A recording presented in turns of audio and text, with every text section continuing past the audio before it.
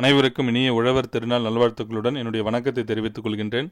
இடைநிலை ஆசிரியர் தேர்வு 2024 ஜனவரி மாதம் தேர்விற்கான அறிவிப்பும் காலியிடம் 1766 மற்றும் தேர்வு ஏப்ரல் 2024 நடைபெறும் சொல்லி நம்மளுக்கு சமீபத்தில் வெளியான டிஆர்பி ஆனுவல் பேனர் 2024 குறிப்பிட்டு சொல்லியிருந்தாங்க.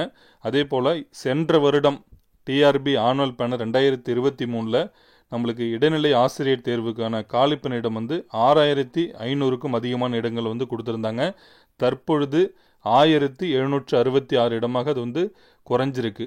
இதுக்கு பல்வேறு தரப்பிலிருந்து கோரிக்கைகள் கொடுத்துருக்காங்க. கிட்டத்தட்ட 10-11 வருஷத்துக்கு அப்புறம் ஒரு தேர்வு கொண்டு வரீங்க, நியமனம் மேற்கொள்ள இருக்கீங்க. 1766 அப்படிங்கிறது ஏற்றுக்கொள்ள முடியல. அதனால் காலியிடங்களை அதிகமான அளவு இருக்கக்கூடிய காலியிடங்களை நிரப்பணும்னு சொல்லி பல்வேறு அரசியல் கட்சி தலைவர்கள், கல்வியாளர்கள் தொடர்ந்து கோரிக்கைகள் கொடுத்துருக்காங்க. அதே போல் தேர்வர்களுமே அவங்களுடைய கோரிக்கைகளை கொடுத்துருக்காங்க. பார்க்கலாம், நம்ம நோட்டிஃபிகேஷன் அப்போ வெளியிடும் பொழுது தான் அதற்கான கல்வி தகுதி என்ன, எவ்வளவு காலி இடங்கள் இருக்குது அப்படிங்கிற எல்லா விவரங்களுமே நமக்கு அதில் கொடுத்துருவாங்க. நோட்டிஃபிகேஷனை பொறுத்த வரைக்கும் இன்னும் இந்த வாரம் இல்லைனா அடுத்த வாரத்தில் மோஸ்ட்லி வரத்துக்கு தான் வாய்ப்பு அதிகமாக இருக்குது. ஏன்னா அவங்க சொன்னதுபடி நிச்சயமாக தேர்வு நடத்தி தான் ஆகணும். ஏன்னா இதையும் காலதாமதப்படுத்தினா அடுத்தடுத்த தேர்வுகளுமே அந்த குறிப்பிட்ட மாதத்துக்குள்ளார அறிவிப்பு கொடுக்க முடியாது. அதனால் ஜனவரி 2024க்குள்ளார நோட்டிஃபிகேஷன் வருவதற்கு வாய்ப்புகள் அதிகமாக இருக்குது. இப்போ இந்த ஒரு 2.5 மாதம் அதிகபட்சம் நம்ம மார்ச் 31 எக்ஸாமுக்கு படித்து முடித்து ரெடி ஆகிடணும். ஏப்ரல் கடைசியில் பரீட்சை இருக்கும், அப்படி இல்லைன்னா மே மந்த்து தான் இருக்கும். அவங்க டென்டேட்டிவாக ஏப்ரல் 2024 கொடுத்துருக்காங்க. ஏப்ரலில் எண்டில் இருக்கும், அப்படி இல்லைன்னா மே ஃபர்ஸ்ட் வீக்கில் கண்டிப்பாக தேர்வு வச்சுருவாங்க. நம்ம படிக்க வேண்டியது நிறைய இருக்குது. நான் மீண்டும் மீண்டும் சொல்லிகிட்டு இருக்கேன், நம்ம படிக்கிறது போதும்னு நினச்சிடாதீங்க. ஏன்னா காம்படிஷன் அப்படிங்கிறது அதிகமான அளவில் இருக்குது. யாரெல்லாம் பாஸ் பண்ணியிருக்காங்களோ எல்லாருமே படிக்க தான் போகிறாங்க. அது முன்னாடி போடலாம் கிடையாது. எல்லாருமே இப்போலாம் ஏதோ ஒரு வகையில் நம்ம வேலைக்கு வந்துடணும் அப்படிங்கிறதுல உறுதியாக இருக்காங்க. இப்போ நிறைய கோச்சிங் சென்டர்லாம் வந்துச்சு. அதனால் நல்லா ஹார்ட் ஒர்க் பண்ணுங்கள். நீங்களும் மற்றவங்கள போல் யோசிக்காமல் நம்ம படிக்க வேண்டியது நிறைய இருக்குது. நம்ம முதல் வகுப்பிலிருந்து 10வது வகுப்பு வரைக்கும் முழுமையாக படிச்சுட்டு 11, 12 தேவைப்படக்கூடிய டாபிக் நம்ம படிக்கணும். தமிழ், ஆங்கிலம், கணிதம், அறிவியல், சமூக அறிவியல். இந்த சைக்காலஜி 30 மார்க்குங்கிறது இல்லை அப்படிங்கிறது அதுவே நமக்கு ஏன்னா அது எங்கே படித்தாலும் கொஷின் வரப்போகிறதில்ல. எப்படி கேட்குறாங்க அப்படிங்கன்னு யாருக்குமே கண்டுபிடிக்க முடியல. இதுன்னா இப்போ இந்த 5 பாடங்கள் நீங்கள் எந்த அளவுக்கு எஃபோர்ட் கொடுக்குறீங்களோ கண்டிப்பாக அந்த அளவுக்கு மார்க் வரும். இதுக்கு முன்னாடி நான்லாம் நிறையவுக்கு பார்த்துருக்கேன். அதனால் எந்த அளவுக்கு மேக்ஸிமம் எஃபோர்ட் கொடுக்க முடியுமோ திரும்ப திரும்ப திரும்ப படிக்கிறீங்களோ அது உங்களுக்கு அவ்வளோ கை கொடுக்கும்.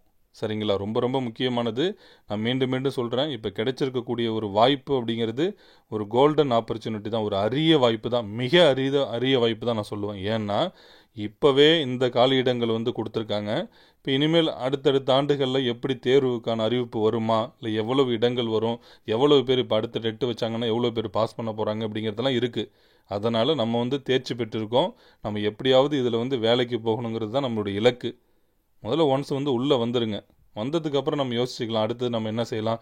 இதில் இருந்துக்கிட்டே வேறு தேர்வுக்கு படித்து நமக்கு இந்த இடஒதுக்கீடை பின்பற்றி நம்ம மேலே வந்துடலாம். எவ்வளோ வாய்ப்புகள்லாம் இருக்குது. அதனால் ஒரு கான்ஃபிடென்ட்டோடு படிக்க ஆரம்பிச்சிடலாம். இனியும் தேர்வு வருமா வராதா அப்படிங்கிறதுலாம் யோசிக்க வேணாம். நம்மளுக்கு கிளியராக கொடுத்துட்டாங்க. டிஆர்பி ஆனுவல் பேனரில் நம்மளுக்கு தெளிவாக கொடுத்தாச்சு. இனியும் நம்ம தேர்வு எப்போ வரும், வராதுங்கிறாங்களே, கோர்ட்டில் கேஸ் இருக்குது, அதெல்லாம் யோசிக்காமல் தொடர்ந்து படிச்சுக்கிட்டே இருங்க. வேறு எதை பற்றியும் யோசிக்கக்கூடாது. நம்ம படிச்சிருக்கிறது போதும் அப்படின்லாம் நான் நினச்சிடாதீங்க. சப்போஸ் இப்போ இங்கிலீஷ் ஓரலாக படிச்சுக்கலான் இருப்பீங்க, இப்போ தான் டைம் இருக்குங்கள்ல, நல்லா ஃபுல்லாக படிங்களேன். இங்கிலீஷ் படிக்கலாம், சயின்ஸ் இருக்குது, சோசியல் இருக்குது, மேக்ஸ் நம்ம எல்லாத்தையுமே சால்வ் பண்ணி பார்க்கணும். இன்னும் நிறைய விஷயங்கள்லாம் இருக்குது. அதனால் முடிந்த அளவுக்கு நல்லா ஹார்ட் ஒர்க் பண்ணுங்கள். கண்டிப்பாக எல்லாராலுமே முடியும்.